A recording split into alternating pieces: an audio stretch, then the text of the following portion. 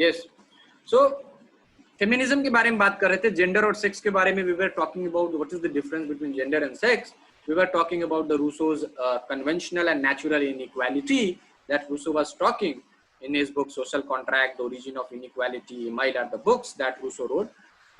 Now, if we talk about liberal feminism, liberal feminism चाहता है कि पुरुषों को महिलाओं के समान बराबर अधिकार मिले, उसको वोटिंग राइट्स मिले, एडल्ट सफरेज मिले, one of the property rights मिले. प्रॉपर्टी राइट के मामले में JS mill himself was very much interested कि महिलाओं को प्रॉपर्टी राइट मिले, और उन्होंने एक लेजिस्लेशन भी ब्रिटेन की पार्लियामेंट में लाया था कि महिलाओं को पुरुषों की तरह संपत्ति का अधिकार मिले. So this is liberal feminism basically, जो बराबरी की बात करती है कि मतलब पुरुष और महिला बराबर हों. एंड लिबरल फेमिनिज्म में we have the feminine mystique. ये किताब मेरे पास है, बहुत बेहतरीन है. जब एग्जाम खत्म हो तो आप लोग पढ़िएगा इसको. बेट्टी फ्रीडमैन की किताब. और the second sex, this is also a book by Betty Friedman, the feminine mystique and second sex. बहुत अच्छी लिबरल फेमिनिज्म की ये दोनों किताब है. उदारवाद विचारधारा फेमिनिज्म का यह कहता है कि पुरुष और महिला बराबर हों, बस इतना ही चाहता है. कैरोल पैटमैन की किताब सेक्सुअल पॉलिटिक्स है, ये भी याद रखिए. जेएनयू, बीएचयू, डीयू, हैदराबाद, हर एंट्रेंस में इससे जरूर क्वेश्चन पूछते हैं फेमिनिज्म की अलग अलग रैडिकल और लिबरल फेमिनिज्म की बुक्स का नाम. So that you need to remember. JS Mill, Betty Friedman, feminine mystique and second sex. Carole Pateman की बुक सेक्सुअल पॉलिटिक्स. अगर रैडिकल फेमिनिज्म की बात करें तो वो चाहती है कि इतने दिन हमको शोषण किए तुम लोग, अब हम करेंगे. ये रैडिकल फेमिनिज्म है. वो थोड़ा एजर्टिव है, ज्यादा एजर्टिव है, समानता पे ही नहीं छोड़ती है, बल्कि उन पुरुषों की उन गलतियों के लिए क्या है जो उन्होंने इतिहास में किया है उसका बदला भी लेना चाहती है कहीं ना कहीं. So this is a radical feminist discourse. इसमें खुद वर्जीनिया वुल्फ की रूम ऑफ वंस आउन, बहुत बड़ी नोबेलिस्ट, वर्जीनिया वुल्फ की रूम ऑफ वंस आउन, ए रूम ऑफ वंस आउन. साइमन दी बोवियर की किताब the second sex. Second sex के बारे में शायद मुझे लगता है बीएचयू में भी पूछा है, साइमन दी बोवियर के बारे में, जिसके अंदर वो कहती है महिलाएं जन्म नहीं लेती, बनाई जाती हैं. So women is not born but made, है ना. चलिए, सुलामित फायरस्टोन की किताब द डायलेक्टिक्स ऑफ सेक्स, और केट मिलेट की किताब sexual politics. So when it comes to Kate Millett, it's sexual politics. When it comes to Sulamit Firestone, it's called dialectics of sex. Liberal feminism, J.S. Mill and Betty Friedan and Carol Patchman. Radical feminism, Virginia Woolf, Simon de Beauvoir, Sulamit Firestone and Kate Millett. अगर radical feminism की बात करें तो Sulamit Firestone और Kate Millett दो pillars हैं radical feminism के, feminist discourse के, political theory के अंदर, है ना.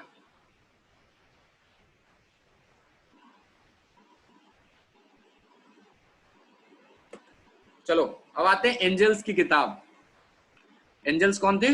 कम्युनिस्ट मैनिफेस्टो में मार्क्स का हाथ बटाया था जो आया था. एंजल्स की किताब है the origin of family, private property and state. तो बहुत इंटरेस्टिंग किताब है इसीलिए क्योंकि इस किताब के अंदर एंजल्स कहते हैं कि महिलाओं को, अगर समाज अगर ऐसा होता कि महिलाएं अपने हाथ में, महिलाएं के हाथ में परिवार होता, तो प्राइवेट प्रॉपर्टी का ना तो ये झंझट होता, ना राज्य इतना अराजकता होती, और ना राज्य इतना शोषण करता. ऐसा एंजल्स कहते हैं. तो एंजल्स भी फेमिनिस्ट डिस्कोर्स में बहुत इंपॉर्टेंट है. एंजल्स का एक सिद्धांत भी उन्होंने अपनी किताब के माध्यम से दिया था, एक गिलास पानी का सिद्धांत, 1 glass water theory. In your higher studies you will read about this. This is Marxist doctrine of 1 glass theory, which is related to casual and open sexual relationships, जिसको एंजल्स ही मना करते हैं, अपनी किताब में बताते हैं कि this is not right and civilisation and society will go in ruin अगर हम एक गिलास पानी के सिद्धांत को अपनाते हैं तो. That's something related to feminist discourse. So Engels मानते हैं कि महिलाएं अगर समाज को लीड करती तो situation would have been very different. Grammar of politics किसकी किताब है? कमेंट डाउन करिए, बहुत इंपॉर्टेंट किताब है. पॉलिटिक्स शब्द पॉलिस से बना है, polis is a city states, Greek city states, that you need to remember. अच्छा, politics as authoritative allocation of values, ये किसका स्टेटमेंट है? बीएचयू में तो पूछा है exam. David Easton statement है, और ये अपनी किताब पॉलिटिकल सिस्टम के अंदर बताते हैं, है ना. तो आपका इस तरह 3 चैप्टर खत्म हो गया. First, second and third chapter of Opigawa is finished. David Easton की किताब का नाम पॉलिटिकल सिस्टम, और डेविड स्टन क्या बोलते हैं, राजनीति क्या है? It is the authoritative allocation of values.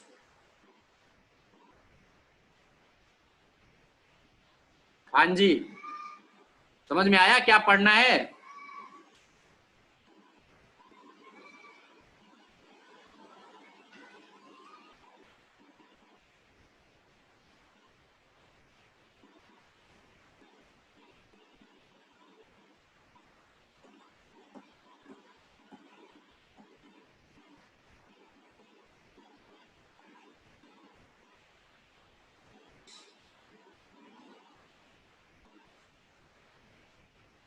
चलो अब बढ़ते हैं चैप्टर नंबर 4। मैं थोड़ा कुछ किताब से बताता हूँ, वो भी किताब से ही थी, है ना। अच्छा ये बताओ, एरिस्टोटल रिवॉल्यूशन को सपोर्ट किया था? किस आधार पे किया था? सेपरेशन ऑफ पावर का कॉन्सेप्ट किसने दिया था, है ना। फटाफट खत्म करते हैं चैप्टर्स को ऐसे ही। थ्योरी ऑफ जस्टिस किसकी किताब है?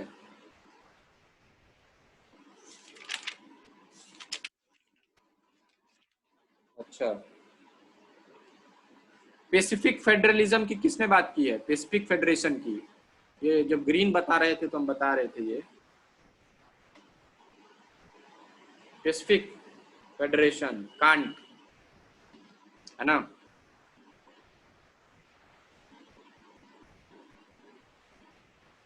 टीएच ग्रीन की क्या किताब की नाम है? टीएच ग्रीन की बुक का नाम क्या है? टीएच ग्रीन क्या था? मोरल ग्राउंड पे राइट्स को देते थे, है ना, और ऑथोरिटी पे भी क्या करते थे? लिमिटेशंस लगाते थे। टीएच ग्रीन की बुक का नाम नहीं पता है? कैसे चलेगा काम? ऑब्लिगेशन, बस।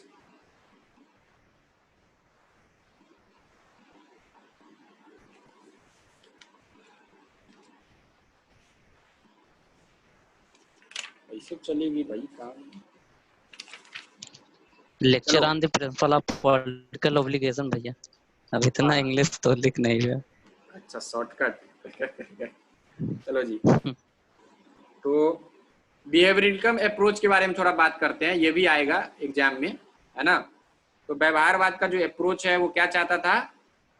एक कहीं ना कहीं साइंटिफिक बनाना चाहता था पॉलिटिकल साइंस को। ये अमेरिकन पॉलिटिकल साइंटिस्ट के द्वारा स्टार्ट हुआ था, जिसमें सबसे इंपॉर्टेंट कौन है? ग्राहम वल्लास की किताब है, आर्थर बेंटली की किताब है ना।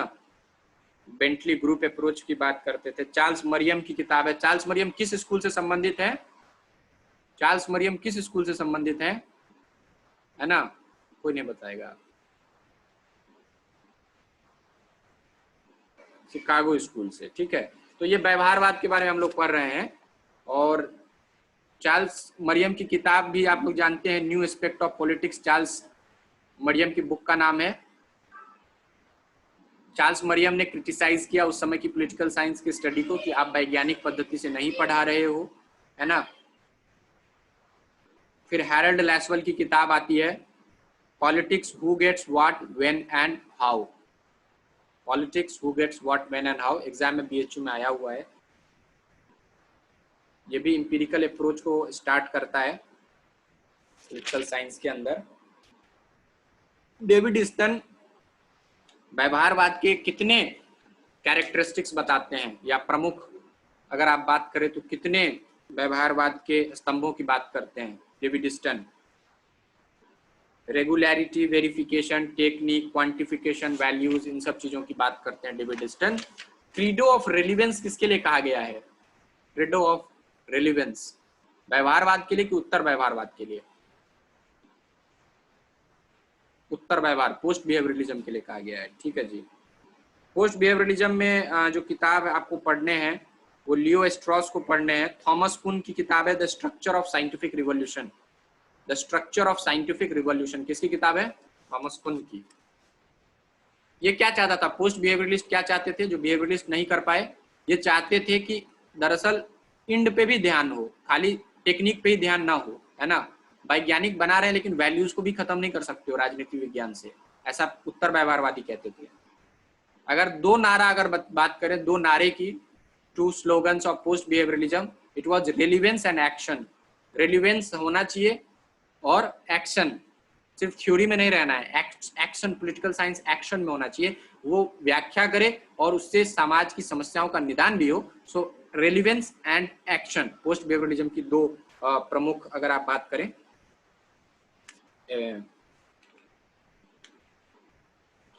प्योर नॉलेज की बात व्यवहारवाद करता है, अप्लाइड नॉलेज की बात कौन करता है? उत्तर व्यवहारवाद। ज्ञान की प्राप्ति के लिए, सिर्फ संतुष्टि के लिए, मन की संतुष्टि के लिए व्यवहारवाद, लेकिन उत्तर व्यवहारवाद कहता है ज्ञान का उपयोग कैसा होना चाहिए? समाज में समस्याओं को सुलझाने के लिए। अगर वैल्यूज की बात करें, मूल्यों की बात करें, तो मूल्य मुक्त है व्यवहारवाद, लेकिन उत्तर व्यवहारवाद क्या है? उसमें मूल्यों की भी प्रमुखता से दिया गया है। चलिए आगे बढ़ते हैं ना।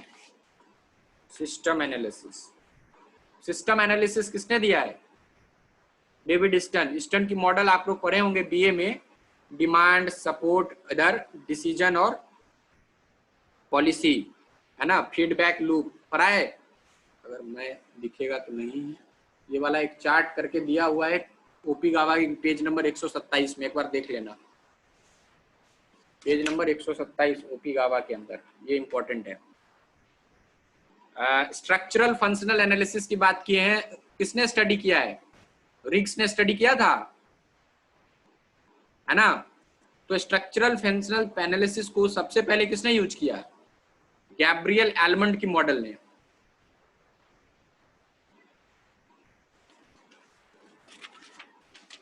पेज नंबर 127 देखना है आप लोगों को। एलमंड और पावेल की किताब है politics, comparative politics and developmental approach, ठीक है। पॉलिटिकल सोशलाइजेशन का मतलब क्या होता है, इसमें दिया हुआ है।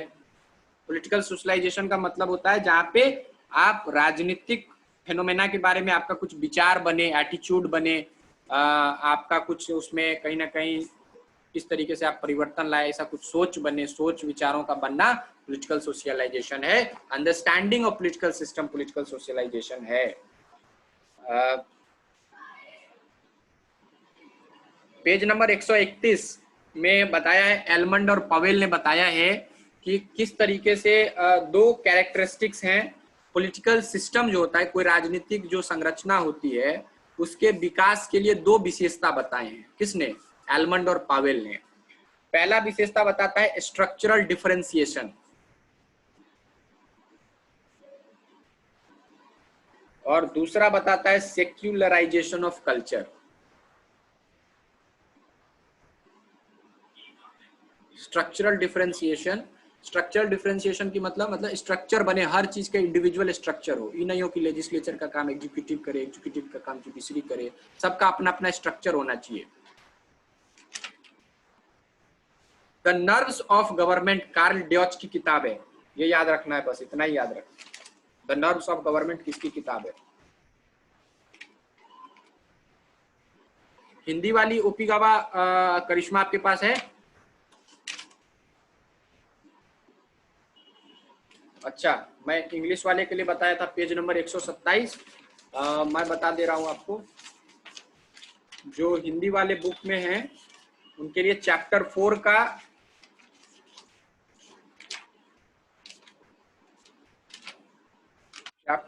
का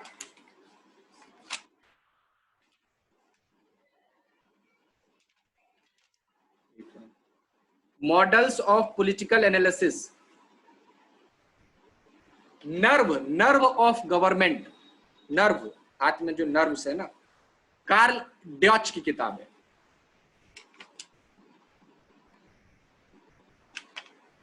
मॉडल्स ऑफ पॉलिटिकल एनालिसिस है ओपी गावा के अंदर, चैप्टर 4 का जो पार्ट 4 है उसको देख लेना, उसमें एक चार्ट बना हुआ है वो देख लेना, हिंदी वाले।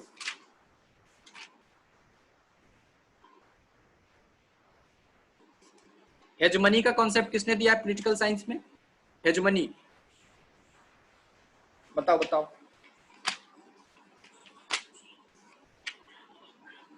अच्छा,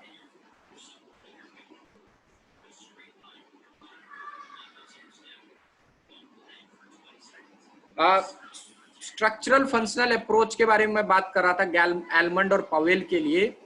स्ट्रक्चरल फंक्शनल अप्रोच जो है, मुझे कोई बताएगा कमेंट बॉक्स में स्ट्रक्चरल फंक्शनल को हिंदी में क्या बोलते हैं? फंक्शनल का तो क्रियात्मक होगा, संरचनात्मक क्रियात्मक मेरे हिसाब से, संरचनात्मक क्रियात्मक, है ना। इस अप्रोच को सबसे पहले कल्चरल एंथ्रोपोलॉजी में डेवलप हुआ था ये अप्रोच। संरचनात्मक पर क्रियात्मक होता है। हाँ, अच्छा। तो सोशियोलॉजी में सबसे कल्चरल एंथ्रोपोलॉजी में इसको डेवलप किया गया था, इस अप्रोच को। उसके बाद ये अप्रोच को सोशियोलॉजी में लाया टैलकट पर्सन ने। टैलकट पर्सन,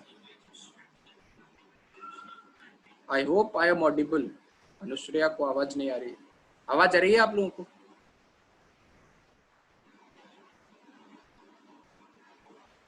एक बार फिर से लॉग इन कर लो अनुश्रेया। सबसे पहले स्ट्रक्चरल फंक्शनल अप्रोच को लाने का काम किया गया था कल्चरल एंथ्रोपोलॉजी के अंदर। बाद में टैलकट पार्सन ने सोशियोलॉजी में इसको लाया, और पॉलिटिकल साइंस में इसको लाने का श्रेय जाता है एलमंड एंड पवेल को। इसको याद रखना यार, है ना। हैरल्ड लैसवेल की किताब का नाम लिखो तो कमेंट बॉक्स में।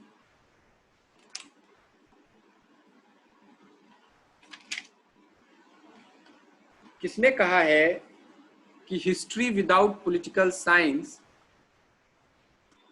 अनुश्रेया काइंडली आप लीव करके फिर से लॉग इन कर लो।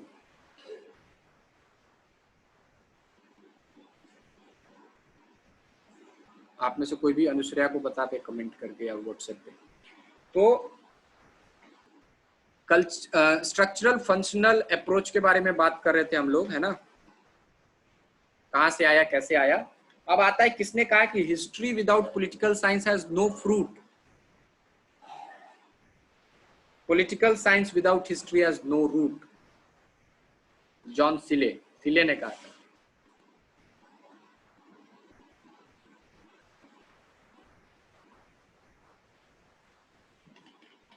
है ना। अब क्या इंपॉर्टेंट है, ऐसे समाजशास्त्री जिन्होंने इंटरडिसिप्लिनरी बनाया पॉलिटिकल साइंस को, Max Weber, Robert Michels, Wilfred Pareto, Emile Durkheim, Arthur Bentley, है ना, गिडिंग्स, ये सब क्या है? Vipul ji saying something.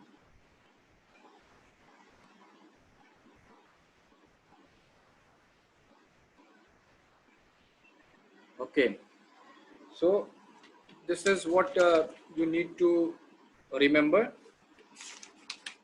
Then comes chapter number 6. Okay, chapter number 6, concept of state.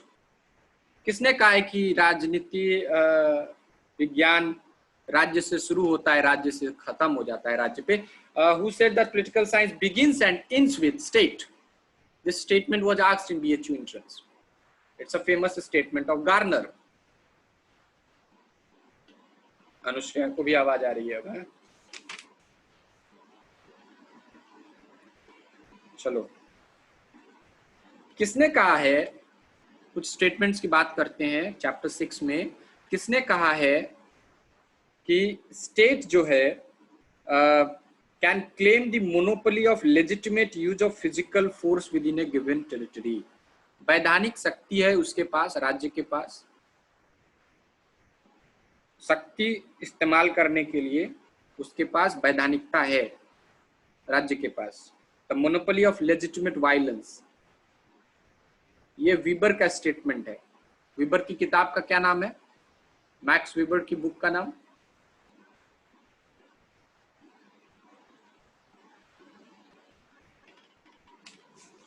आवाज आ रही है आप लोगों को ना?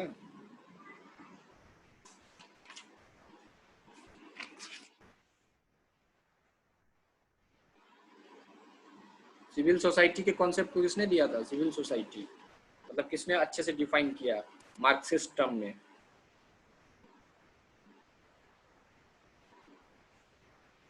जॉन लॉक कितने कॉन्ट्रैक्ट की बात करता है? जॉन लॉक, तो उसमें वो सिविल सोसाइटी का बात किया था, याद करिए। वो कहा था ना, सिविल सोसाइटी स्टेट को जन्म देता है, और अगर क्रांति भी करेंगे तो स्टेट ऑफ नेचर में वो वापस नहीं जा पाएंगे। कहाँ चले जाएंगे? सिविल सोसाइटी में, नागरिक समाज में। ठीक है, चलो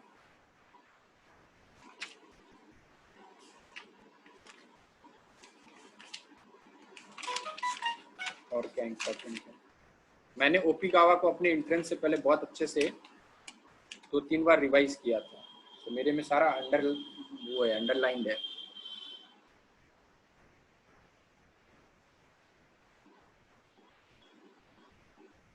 अब आता है कोल्ड वार। कोल्ड वार का शब्द किसने दिया था? ये भी ओपी गावा में दिया है। Who termed the word Cold War? Who popularized this term Cold War?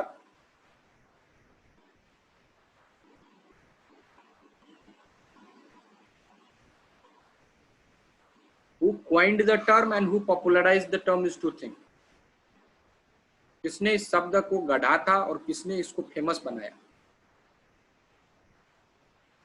Bharuch coined किया और वाल्टर लिपमैन इसको पॉपुलराइज किया, है ना, ये याद रखना। न्यू इंडस्ट्रियल स्टेट के किताब के लेखक का नाम बताइए तो फटाफट।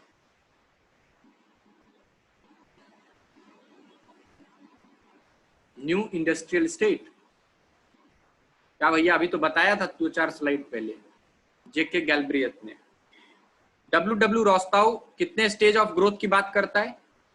रोस्ताव कितने स्टेज की ग्रोथ की बात करता है? नॉन कम्युनिस्ट मैनिफेस्टो लिखता है ना वो अपनी किताब, the stages of economic growth. अच्छा, मैनेजेरियल रिवॉल्यूशन किसकी किताब है? शायद इसको पढ़ा था पब्लिक एड में हम लोगों ने। मैनेजेरियल रिवॉल्यूशन साइमन की नहीं है, पब्लिक एड है तो साइमन है, ऐसा थोड़ी हुआ है। जेम्स बर्नहैम ने लिखा था मैनेजेरियल रिवॉल्यूशन, जिसमें वो कहा था कि एक नया मैनेजेरियल क्लास ही आ गया है। मैनेजेरियल रिवॉल्यूशन किसकी किताब है? याद रखना है भैया, आनंद जी, है ना।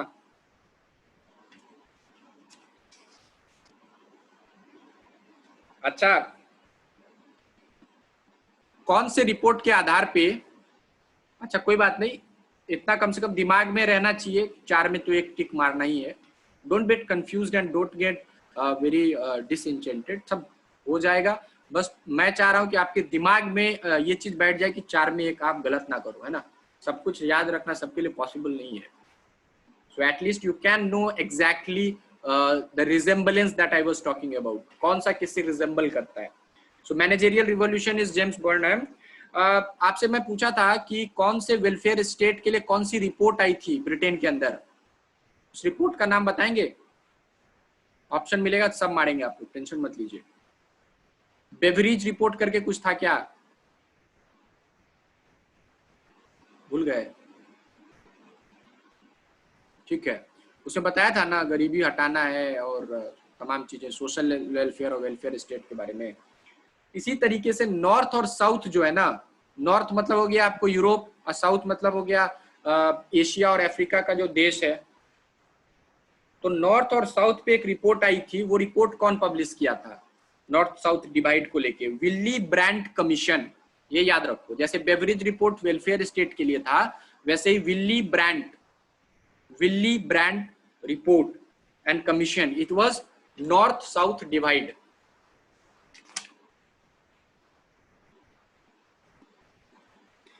डेमोक्रेसी इन अमेरिका किसकी किताब है?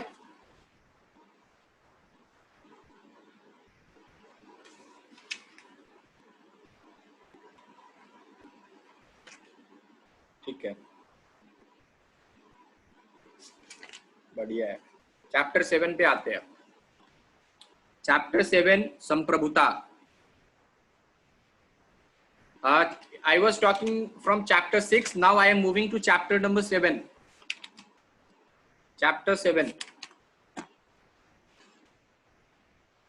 संप्रभुता, सबसे इंपॉर्टेंट बीएचयू एंट्रेंस के लिए, याद रखिए।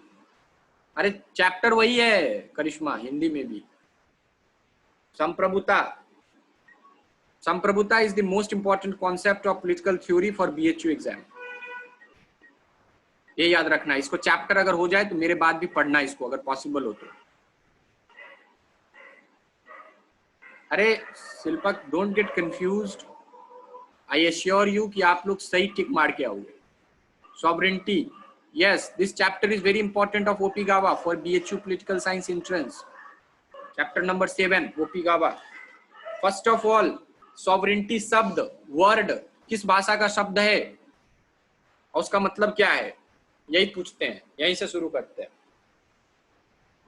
It's a Latin word that is superinus. इसका मतलब होता है सुप्रीम, सुप्रेनस। लैटिन शब्द सुपरेनस से सॉवरेंटी आया है।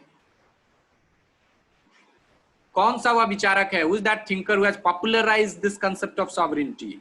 It was a French writer of 16th century. कौन? बोदा, जीन बॉडीन, है ना? He popularized this term.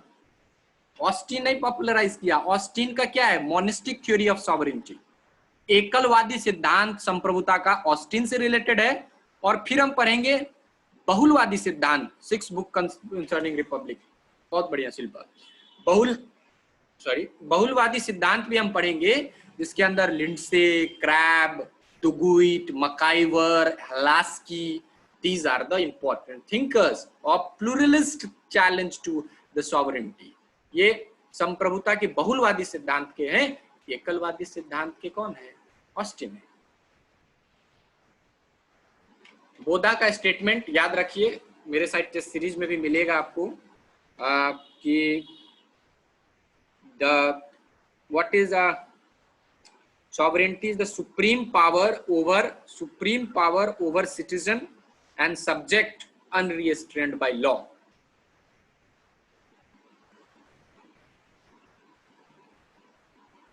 है ना, संप्रभुता के बारे में। फिर ह्यूगो ग्रोसियस है। ह्यूगो ग्रोसियस माना जाता है कि जो एक्सटर्नल सॉवरेंटी है, बाहरीय संप्रभुता का जनक भी है ग्रोसियस। ये एक डच जूरिस्ट था, इंटरनेशनल लॉ पे बहुत अच्छा काम है ग्रोसियस का। ह्यूगो ग्रोसियस एक्सटर्नल सॉवरेंटी से रिलेटेड है, बाहरीय संप्रभुता से रिलेटेड है। बोधा का क्या स्टेटमेंट है? Sovereignty over citizen and subject unrestrained by law. Thomas Hobbes के लिए संप्रभुता क्या था हम तो जान ही रहे। क्या था? बड़ा मजबूत था, लेवियाथन था ना, सब कुछ उसी को दे दिया था संप्रभुता को। All natural rights were surrender. Rousseau की संप्रभुता क्या है? पॉपुलर सॉवरेंटी है। अगर लिमिटेड सॉवरेंटी बताए तो किसको करेंगे? लॉक, हॉब्स, रूसो में लिमिटेड सॉवरेनिटी का कौन प्रोपोनेंट था? John Locke. पॉपुलर सॉवरेंटी का कौन था? और एब्सोल्यूट सॉवरेंटी का कौन था? Lakshmi Chhetri, don't look, it's lock.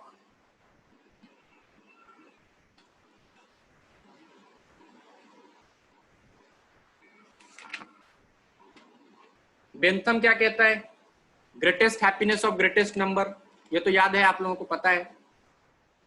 John Austin की किताब है provinces of jurisprudence determined. Remember this book, provinces of jurisprudence determined. It's a book bye John Austin. John Austin is the proponent of which type of sovereignty? John Austin एकल सिद्धांत। John Austin का एक प्रमुख statement, monistic theory, law is the command of sovereign, है ना? Law is the command of sovereign, monistic theory को दिया था। मतलब ये बताया था कि संप्रभुता किसी एक व्यक्ति या एक राज्य में होगा, एक चीज में होगा, वन बॉडी में। बहुलतावादी कहते हैं सब में संप्रभुता होगा, समाज के अंदर जितने संगठन है, जितने संस्थाएं, सब संप्रभु है। प्लूरलिटी ऑफ एसोसिएशन की बात करते हैं प्लूरलिस्ट बहुलतावादी। जबकि एकलवादी कहते हैं कि संगठन के अंदर स्वतंत्रता और संप्रभुता किसी एक में होगी, है ना। एकलवादी कहते हैं, कौन कहते हैं? जॉन ऑस्टिन कहते हैं। आप लोगों में से सब लोग 193 पेज ओपिगावा की जो हिंदी में भी है, वह संप्रभुता वाले चैप्टर 7 के जो विशेषता दिए गए हैं संप्रभुता के, उन विशेषता के जो विशेष शब्दों के साथ जो लोग लिखे, जैसे एब्सोल्यूटिवनेस, परमानियंस, इसको याद रखना, ये पूछेंगे एग्जाम में, है ना। Page number 193 those for the English and Hindi में चैप्टर नंबर 7 ओपिगावा का जो विशेषता दिया गया है संप्रभुता का, उसको याद रखना है। पेज नंबर 140 करिश्मा इससे ही सारा विशेषता याद रखना है, जो टॉपिक्स दिए ना बस उसी को याद रखना है। पॉपुलर सॉवरेनिटी किसके लिए हम लोग कहते हैं? रूसो के लिए, है ना। अब थोड़ा हॉब्स लॉक रूसो की फिर से थोड़ी चर्चा हो जाए। हम लोग पेज नंबर 200 कंप्लीट कर रहे हैं ओपिगावा में। कितने पेज का बुक है? 600 पेज का है। तो रूसो का ये ओपिगावा में दिया हुआ है किस तरीके से हॉब्स जो है संप्रभुता जनता से अलग किसी व्यक्ति में दिया, जनता से अलग किसी एक संगठन में दिया, यानी लेवियाथन में दे दिया।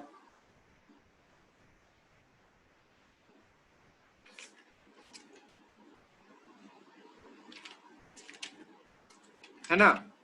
उसके बाद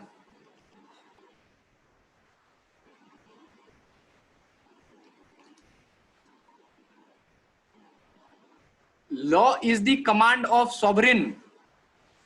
आनंद ji, Hobbes, law is the command of sovereign, law as the command of sovereign. Austin, I hope you got the difference.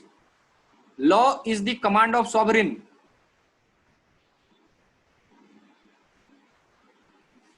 Shubham ji 480 page के अलावा नहीं बताऊंगा। Law is the command of sovereign and law as the command of sovereign. Try to understand this difference between Hobbes and Austin.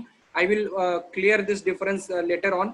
So Hobbes जो है संप्रभुता को क्या करता है? किसी अलग व्यक्ति में दे देता है, व्यक्तियों में नहीं देता है।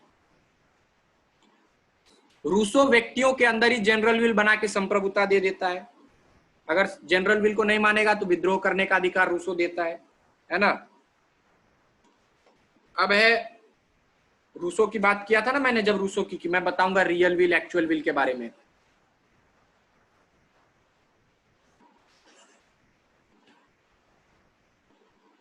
चलो अब मैं बताता हूं। A man can be forced to be free, स्वतंत्रता के लिए बाध्य किया जाएगा। किसका स्टेटमेंट है? किसी का नहीं। चलो अब ऐसा है, बाप रे, रूसो को ऐसे लिखेंगे RUSO। रूसो ऊपर जाके जो है सोच रहा होगा हम पढ़ लिख के बेकारी इतना मेहनत किए। तो अब देखिए ह्यूमन विल जो है ना, वो एक पर्टिकुलर विल है जिसमें एक एक्चुअल विल है और रियल विल है। अभी जनरल विल को छोड़ दीजिए, रूसो कहता है एक क्या है? एक्चुअल विल है और एक रियल विल है। किसी व्यक्ति के अंदर दो विल होते हैं, actual will, real will. Actual will जो होता है वो होता है कि अभी वर्तमान में आपको किसी स्वार्थ के या वर्तमान की किसी परिस्थिति के तात्कालिक जो आपके कुछ स्वार्थ होंगे, वह जो विल होगा वो एक्चुअल विल होगा। लेकिन रियल विल हमेशा समुदाय की भावना, सब सर्वे भवन्तु सुखिनः सर्वे सन्तु निरामया, इस भावना से क्या रहेगा? रियल विल रहेगा।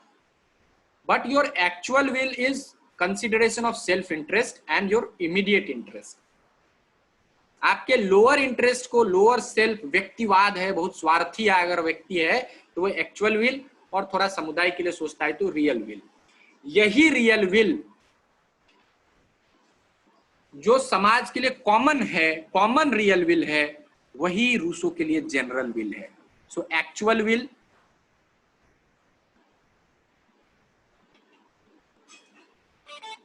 एक मिनट बता रहा हूं जी हिंदी में एक्चुअल विल, रियल विल ना। थोड़ा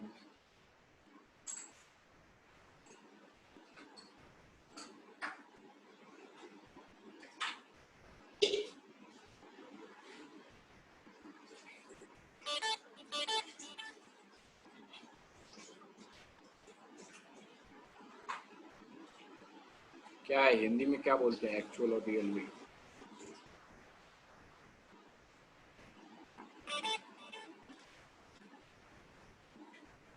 अच्छा, एक होता है यथार्थ, एक होता है आदर्श। आइडियलिज्म, रियलिज्म तो जानते हो ना जी। उसी तरीके से है एक्चुअल विल। क्या होगा आपका? एक्चुअल विल हमेशा यथार्थ होता है, आप हमेशा अपना सोचते हैं। रियल विल क्या होता है? आदर्शात्मक स्थिति क्या है कि आपको समाज, परिवार, देश, राष्ट्र सबके बारे में सोचना है। लेकिन जो जनरल विल है वो जनता के सामूहिक हित को प्रदर्शित करता है, और इसलिए if some ruler does not follow the general will of Rousseau, people has the right to revolt and revolution. किसने कहा है जी कि power and virtue can not coexist? सद्गुण और शक्ति एक साथ नहीं रह सकते हैं, किसका कथन है?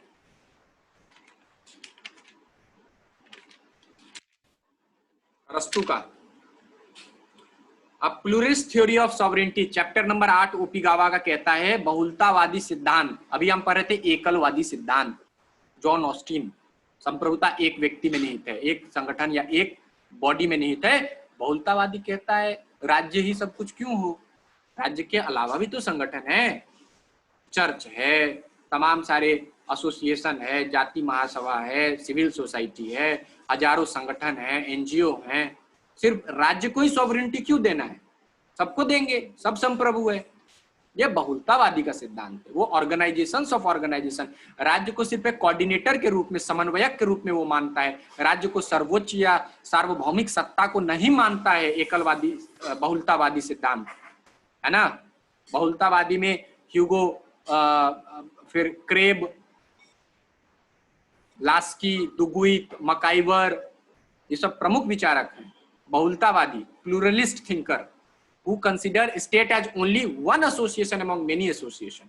It does not make a supreme, it does not make state a supreme association. It does not call state as the only association. ये मानता है कि राज्य भी एक है, ठीक है, और भी संगठन तो है समाज में, राज्य को क्यों सर्वोच्च शक्ति देना है? ये बहुलतावादी कहते हैं। चलिए, we have only 1 minute left. When we will return, we will talk about chapter number 8 of Opigawa.